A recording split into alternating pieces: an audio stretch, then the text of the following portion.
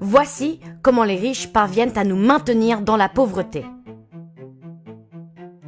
La Guinée est le 10e pays le plus pauvre du monde. Cette situation est très choquante quand on sait que ce pays de l'Afrique de l'Ouest est aussi l'un des plus grands producteurs de bauxite du monde. La bauxite est l'élément principal dans la production de l'aluminium. Le même aluminium qui sert à fabriquer des voitures, qui entre dans la construction des maisons et qui contribue même à produire certains des aliments que nous consommons. Alors, comment un pays si riche en ressources peut-il demeurer si pauvre ?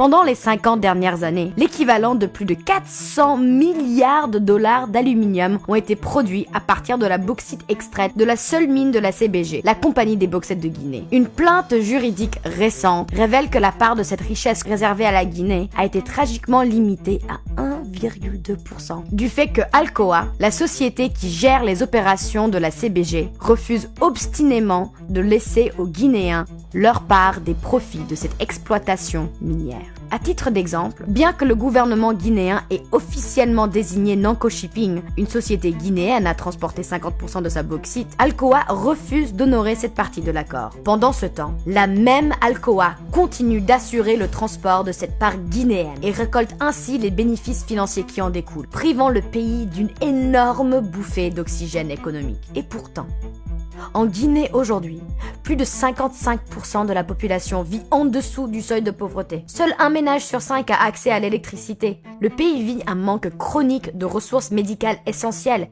qui l'expose de façon dramatique à des épidémies telles que l'Ebola. Et que dire de la mortalité infantile avec un taux douloureusement élevé pour le XXIe siècle ? Parce que seulement 37% des enfants sont vaccinés. C'est le comble que ce soit ce même pays qui soit aussi l'un des plus grands producteurs au monde d'un métal que nous utilisons tous de façon quotidienne. Partout en Afrique, des pays qui regorgent d'immenses ressources naturelles se voient exclure de leur part équitable des bénéfices et des richesses qu'ils créent. Selon les dernières statistiques, au cours des 30 dernières années, le continent a été lésé de plus de 1000 milliards de dollars. Aujourd'hui, certaine de la justesse de son combat et souhaitant rendre aux Guinéens ce qui leur appartient de droit, Nanko Shipping a entrepris une action en justice contre Alcoa. Soulignons leur refus d'honorer les termes contractuels qui lient la multinationale à la Guinée.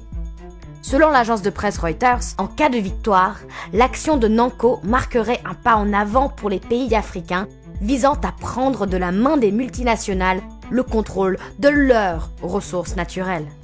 D'où le présent appel pour fermement soutenir notre action désintéressée. Signez la pétition adressée à Alcoa sur le site www.howtherichkeepusporecom.